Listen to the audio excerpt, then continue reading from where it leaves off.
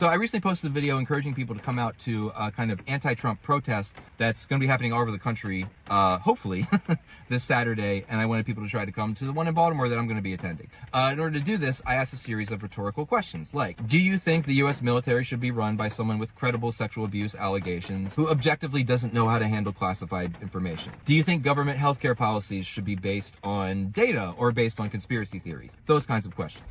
Somebody on YouTube responded, and I wanted to respond to the response. I was just going to write something, but as I thought about what I wanted to say, I realized it would take far too long, so I'm just doing a video response. Let me just start by reading what they said. Yes to all your questions, but I am not a fan of child abusers and facilitators of criminal activity. I also am not a fan of a president so old and dumb he doesn't know what he signs so often they stopped asking and started using a copy. And I would trust RFK, that's Robert F. Kennedy, who's the head of Health and Human Services, not to be biased, unlike Fauci, that's a reference to Fauci, I assume, Anthony Fauci, who did it for power and money. Plus, as far as the military, at least the world is safer now. Trump was gone for 4 years, and look what Biden did. Trump can ride a bike and complete a sentence, which I legitimately thought was funny. So thank you for that comedic dig at Joe Biden, who we all agree was not doing well towards the end. I don't believe you really think about any of what you say, or you'd realize how big of a stupid hypocrite you sound like. Real people like what Trump is doing. Okay, there is so much to respond here. Let me just begin by putting this in a larger context. One of the major crises facing the human race on a global scale is the declining ability to use critical thinking to differentiate fact from fiction, particularly in online spaces, which have become major spreaders of misinformation and disinformation and just outright lies. So the first thing I see here is the degree to which completely unfounded conspiracy theories are driving some of this person's frustration with what I said. For example, I'm not a fan of child abusers and facilitators of criminal activity. So the line about child abusers, I assume, is a reference to something called the QAnon conspiracy, which, if you've never heard of it, and what I'm about to say is not a joke. QAnon is an online pro-Trump conspiracy that emerged kind of in like 2017 that basically believed that the federal government and the Democratic Party in particular was run by cannibalistic, pedophilic Satan worshipers who were sex trafficking children to use in their disgusting satanic rituals. Tens of millions of people believe this, right? And the fact that even one person believed this is a testament to the degree to which totally insane, unfounded conspiracy theories can spread online. There's just no evidence for this. And there is an overwhelming mountain of evidence that this is a total falsehood. Now, am I against child molesters? Of course I'm against child molesters.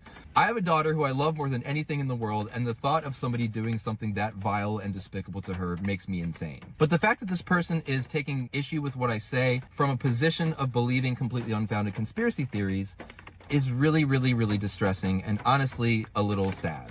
To the point about facilitators of criminal activity, I don't know what this person is talking about, but over the past 10 years, there have also been a variety of conspiracy theories about illegal behavior from various prominent Democrats. You know, Joe Biden, Hunter Biden, Hillary Clinton. And here's the thing. Yes, I identify as a progressive, but if someone from my team commits a crime, they should be held accountable for it. But that hasn't happened. Trump was already in power for 4 years after all the, where the emails stuff happened. And again, if Hillary Clinton did something inappropriate and improper, she should be held accountable for it. And I'm not opposed to that whatsoever. I mean, Republicans have been in charge of either the White House or one or both houses of Congress for a long time, and they could have prosecuted Hillary Clinton, but they didn't. Why? Because there probably wasn't sufficient evidence that she had done something criminal. But the galling thing about this comment is, again, it's just not based in reality. If you're concerned about elected officials acting criminally, then why are you supporting Trump? Donald Trump has quite possibly committed more violations of U.S. law than any U.S. president ever. We have video of Donald Trump admitting being a sex abuser from the Access Hollywood video. To date, nearly 30 women have accused Donald Trump of sexual impropriety, abuse, or assault. And the evidence shows that the vast majority of women who accuse men of those kinds of things are telling the truth. Yes, every once in a while somebody makes something up. But even if one of those women are telling the truth, that means that Donald Trump is a sex criminal. In 2019, when Donald Trump told Vladimir Zelensky of Ukraine that he could only receive congressionally approved funds for his nation's war effort if he investigated his political enemies, I read one legal analysis that said he might have broken as many as 10 federal laws. And then, of course, he criminally meddled in Georgia's election results, lied to the American people about the 2020 election being stolen, and then criminally incited an insurrection. I'm sorry, but these are just facts, and anyone who looks at the facts with an unbiased view will see that these are true. So it's just so hard to respond to these comments when they're coming from a place that is so deeply embedded in just unreality. And here's the deal. I want to challenge you. The rain's getting heavy. Open up a web browser and Google evidence that the 2020 election was stolen. And guess what you'll find? Nothing. Zero. Nothing at all. But you will find article after article after article offering evidence that the 2020 election was not only not stolen, that was one of the most successful and secure elections that we've had in recent memory. And again, this is not about like policy or politics. You know, you like Trump's policies. That's fine. We can disagree with that. But it is just so disheartening and honestly scary that we are disagreeing over questions like, what is reality? What are facts? Can I formulate opinions based on conspiracy theories or based on real, actual, verifiable facts? Again, this person mentions Anthony Fauci. Okay, you didn't like Anthony Fauci's policies. That's fine. But you cannot deny the fact that Anthony Fauci is a real scientist who understands things like the scientific method and data and the idea that like sometimes facts exist whether you believe them or not. RFK is the opposite. Just Google RFK conspiracy theories and you will see a record of a man who is completely disconnected from reality and has no business giving anyone health advice. So again, you didn't like Fauci's policies, that's totally cool. But why do you have to like reject scientific evidence if it doesn't line up with your politics? That's really scary. No one should do that. The next point I want to make is more, not so much what the person said, but how they said it. So today in America, on all points of the political spectrum, so left, right, and center, there are people who are very skilled manipulators and understand how to use rhetoric and argumentation strategies to win an argument in a dishonest way. So specifically, there's a word, whataboutism. Which is a word that dates back to the 70s, but has really kind of like become, I think, important in our political discourse over the past few years that this person is engaging in, and I find it really problematic. Let me read a definition from Merriam-Webster's dictionary. Whataboutism is the act or practice of responding to an accusation of wrongdoing by claiming that an offense committed by another is similar or worse.